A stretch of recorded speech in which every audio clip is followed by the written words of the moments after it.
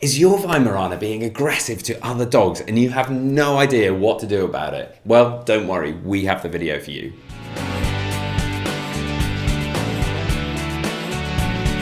Welcome back to the Fenrir Weimaraner Show. My name's Joe and I'm a certified canine leader here at FenrirCanineLeaders.com.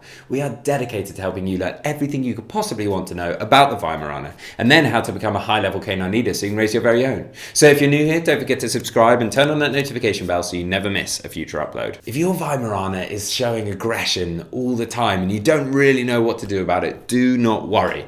Today we're going to be tuning into a webinar that canine behaviourist and founder of FenrirCanineLeaders.com, Will, has recorded all about how to deal with your dog being aggressive. So here we are, guys, into my quick fire breakdown of the problem around dog-to-dog aggression or dog-to-dog reactivity, which is my bread and butter and the area that I found myself most successful at and most in demand for, especially with large, powerful guarding breeds. So it is something that I feel very able to speak at length about, but it is one of those things that I could do multiple day seminars on this specific subject. So I'm going to try my best to condense it down to one of these quickfire webinars so that you can pull out as much information as possible, whether you're struggling with your dog or whether you're watching this because you're wanting to get into the profession and helping other owners who are struggling with this problem. So dog-to-dog reactivity or dog-to-dog aggression is one of those things that is the micro behaviour that we're seeing, and a lot of the times it is for many owners a terrifying behaviour, and it stops the owners wanting to get out with their dogs because they're terrified of what happens if they see another dog. It's incredibly embarrassing, but then what happens is that then that dog isn't getting as much exercise,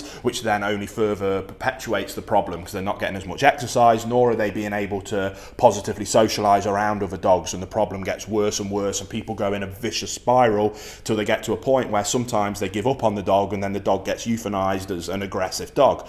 Now, the root cause behind reactivity or aggression is so varying and wide, which is why we could do multiple day seminars on this topic. So we're not going to go into the root cause, but what we're going to do is, regardless of the root cause, 9 out of 10 of those root causes would go through a similar behaviour modification or rehabilitation program, and that's more what I want to give you an overview of in this webinar.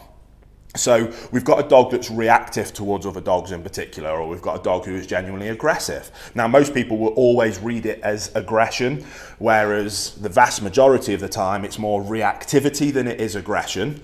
And that reactivity doesn't come from a place of dominance, it actually comes from a place of anxiety. Anxiety is made far worse by a dog that has a ton of pent-up energy. It makes them further anxious, and then these reactive outbursts of behaviour then become worse. So the answer isn't only more exercise, but more exercise is a huge part of any behaviour modification or rehabilitation program that we want to utilise for reaction or aggressive based dog-to-dog problems. So you might have to get creative if you are timid of going out and you might see other dogs. So it might be finding a secure location. I know around here in the Midlands there's a few areas where you can pay and go to a couple of acre plot where it's completely fenced in. You pay £6 or £7 for an hour and your dog can be fully off leads with complete safety. So that could be an option. This could be an option that you recommend to your clients, but exercise that dog significantly more so that we can start off by burning off some of that additional energy, which instantly will help us with the anxiety. If we can burn off that energy, then what we're about to move into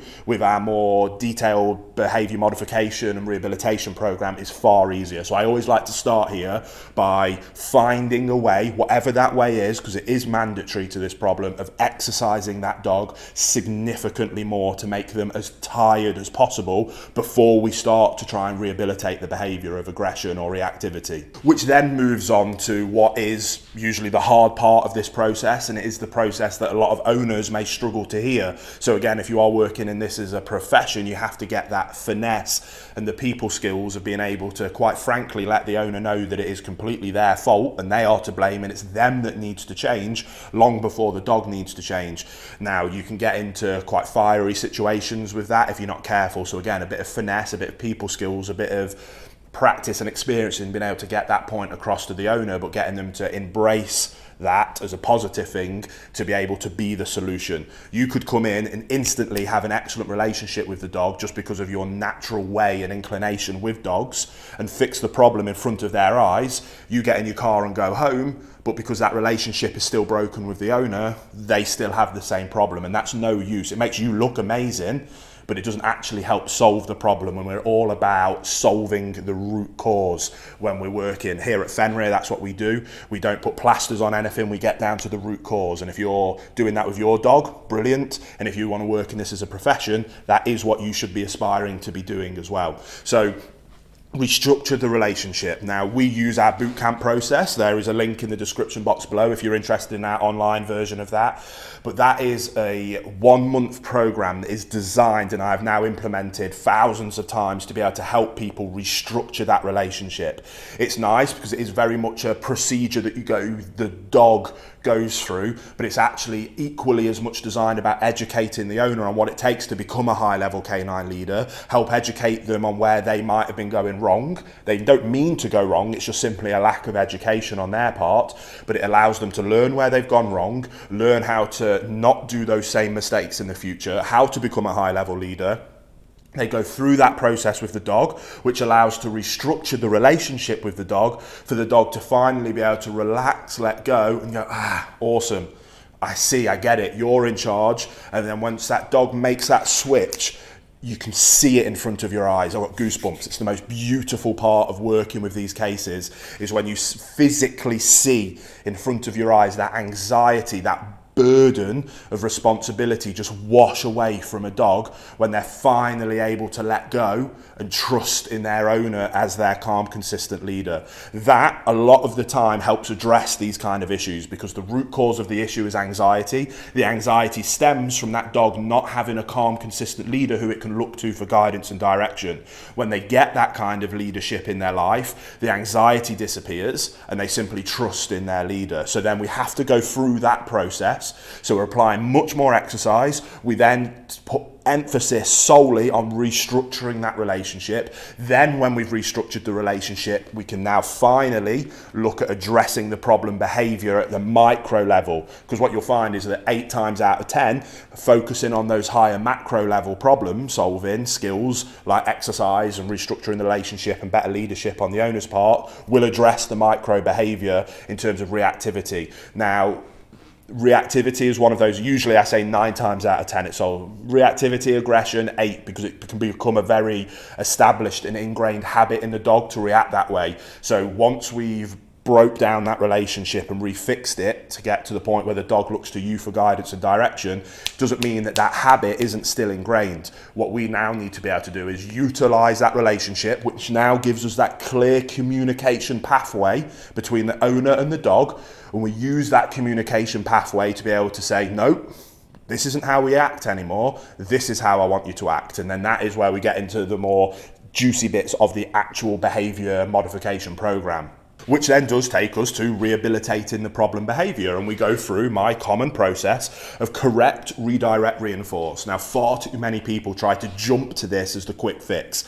And yes, there is lots of examples of what I call death row dogs, in terms of, right, this dog is going to get put down today if we don't address this problem today. In that kind of scenario, it's like, right, we need to go in probably with a prong collar and we need to correct this behavior quickly or this dog is going to die. Now, that can be done, and then sometimes we have to flip it, where we have to show a lot of progress very quickly to say, look, it can be done. Look what we've achieved in an hour. Now we're going to go back and restructure the relationship and add more exercise. Now, if we've got the time, it's better to do it the other way. More exercise, restructure the relationship, and then go in with correcting and redirecting, because it means that we need far less correction. You should always only use the minimum amount of correction required to achieve the desired response, which is stop doing what you're doing because I now want to tell you what you should do. And if you do that instead, I'm going to reward you. Correct, redirect, reinforce. That's what that process means. Now, if we've got a death row case and that dog is red zone, aggressive, reactive towards another dog, I may have to go in with a very heavy-handed correction to be able to snap them out of it, to then redirect them to a heel position or a sit and stay to then reinforce that. But I would rather not do it. I would rather simply use a verbal correction or a simple little collar pop with a slip lead that causes no issue whatsoever. And it's just that more physical, hey, hey buddy, stop doing that please, I need you to do this. And if we can restructure that relationship and that communication, we get that moment where it's, oh yeah, sorry boss, got carried away with myself then, what is it you need? Rather than them red zone, losing their minds. So that is all we're going to do. We're going to utilize a heel command. So if they don't know heel, we're going to strip it back and we're going to teach heel as an obedience trick in a very positive way. Or we can use a simple sit and stay based approach. So we're going to go out and we're going to start to drill it. If the dog shows any kind of reactive aggressive behavior, we're going to try and use excellent timing and catch it just before it's about to start. We don't want to be late. We don't want to let the dog really start to explode. But the second those heckles come up, that chest comes up, those ears pop up, we're going, no. So if we're able to use a low level correction, it can be simple as, oh, yeah, sorry, what was it, boss? Sit, stay. So we've redirected them, they're sitting and staying. They can look at the dog, okay, that's all right, we'll work on that. You can be focused on it. But as long as you're not losing your mind and being reactive, then I'm going to give you some food reward. We can give you some praise, the reinforcement, whatever works for the dog we can utilize. And then as we get better, we can start looking for that eye contact, even when there's dogs around, to really keep the focus on us, to then allow us to really be able to actually reprogram and restructure this very, very common problem. So again, correct the behavior, redirect to the desired one, and then reinforce that behavior. That is how we address problem reactivity and aggression. Like I say, it is very complicated. It is something we could talk about at length, but I want to keep these as quick fire, quick snappy webinars. There you have it, guys. Some really useful information from Will there, all about how to deal with your Weimaraner being aggressive. I really hope you enjoyed today's video. If so, get involved in the comments down below, as we would love to hear from you. Don't forget to subscribe and turn on that notification bell, as we have 2 dedicated videos coming here every single week. So I can't wait to see you in the next episode of the Fenrir Weimaraner Show.